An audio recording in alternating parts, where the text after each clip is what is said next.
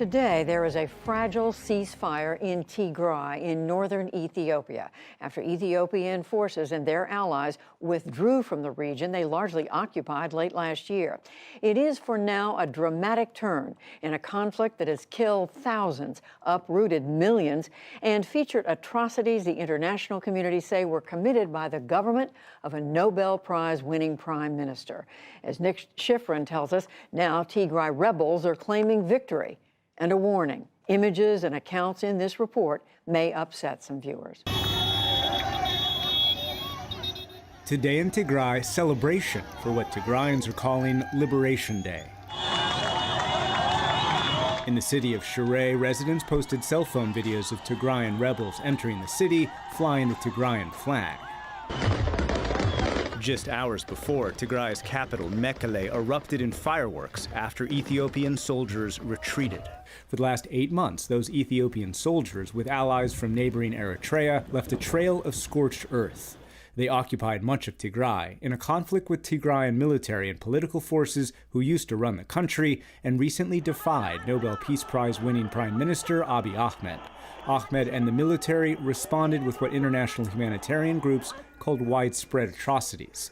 The most violent just last week, children, and more than 60 civilians killed while they shopped at a market bombed by Ethiopian planes. Families wailed and waited for 27 hours for international healthcare workers to arrive after Ethiopian ground troops blocked access. When a convoy of ambulances finally carried away the wounded, so many arrived at a hospital 20 miles away, the rooms overflowed and the lobby became a triage center. The victims barely older than this civil war. A mother looks on as Dr. Kinife Rade tries to save a young life. We can see this patient has been sustained injury to the abdomen and the chest. Ethiopian soldiers are accused of systematic rape. This teenager is 6 months pregnant. She says nowhere in Tigray was safe. If you stay home, you will die. If you go out there, you will die. If I'm going to die anyway, I would rather die fighting. And Ethiopia used hunger as a weapon of war.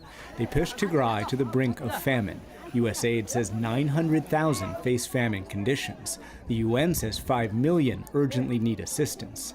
And Ethiopian troops are believed to have targeted the very organizations trying to help, including the offices of Doctors Without Borders. Last week, Spaniard Maria Hernandez's car was ambushed, and she and 2 colleagues were murdered. The fighting produced an exodus. 1.7 million Tigrayans fled their homes. The government's critics called the conflict an attempt to repress an entire region and ethnicity, as they admitted earlier this year to EU envoy Pekka Avisto. They really use this kind of language that they are going to destroy the Tigrayans, they are going to wipe out the Tigrayans for 100 years and so forth. Until today, the government had been defiant. The military said it only targets rebels, not civilians. Abiy denied Tigray was experiencing famine, and during recent parliamentary elections, he promised to unite the country. Today, the government described its retreat as a humanitarian ceasefire, but Ethiopian forces have recently lost ground to regroup Tigrayan rebels, and international pressure and punishment has increased. Just today, the State Department warned of further sanctions if Ethiopia and its allies withdraw was not permanent. If the government's announcement of a cessation of hostilities does not result in improvements and the situation continues to worsen, Ethiopia and Eritrea should anticipate further actions. We will not stand by in the face of horrors in Tigray.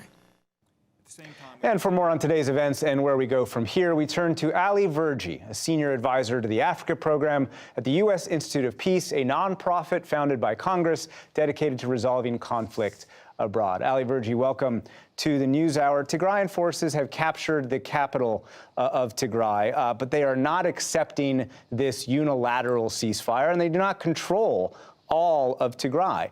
So do you expect this fighting to continue, and do you expect Tigrayan forces to continue to be, or try and be, on the offensive?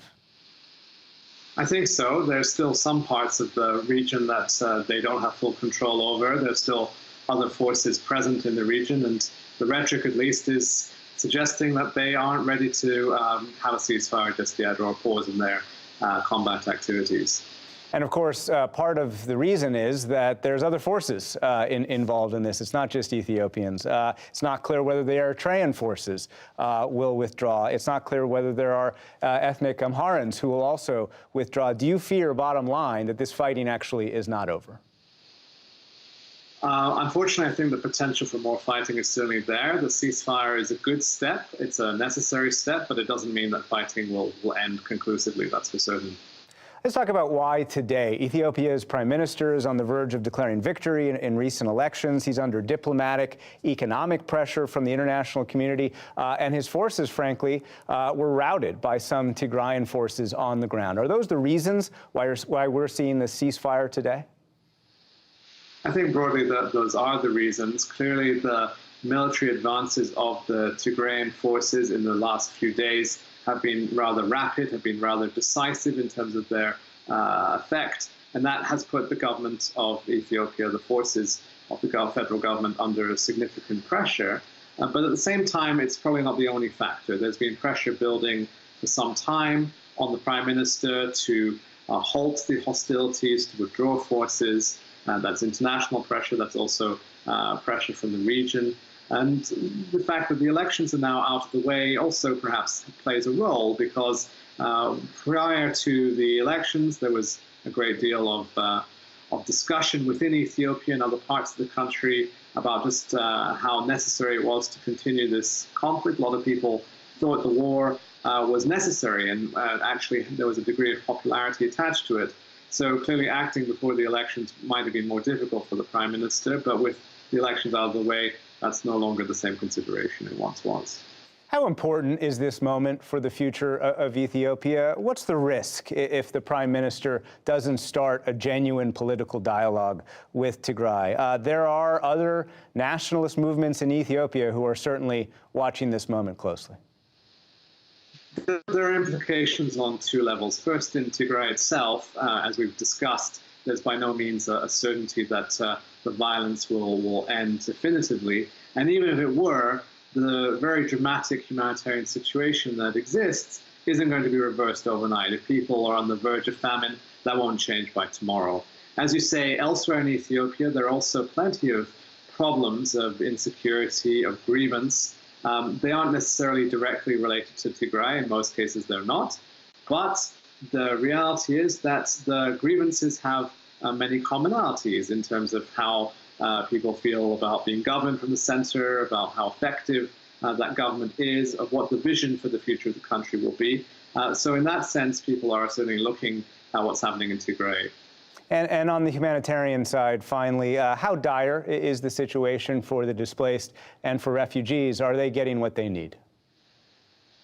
There seem to be around 2 million people who are internally displaced. The number of refugees is much smaller, but still a significant one. What we know at the moment is that humanitarian access has been a severe challenge, and that most people who are in need of assistance haven't been getting the sufficient assistance that's required. So one real test now will be to see if the ceasefire actually changes the humanitarian access questions. If you look at what happened as the federal forces withdrew, with attacks on the offices of UN agencies, for example, the looting of some equipment, it wasn't a very promising sign. We'll have to see if in the next few days and weeks that improves, and if there's a genuine attempt to allow humanitarian access and humanitarian assistance to come into where it's needed most. Ali Verge of the USIP, thank you very much.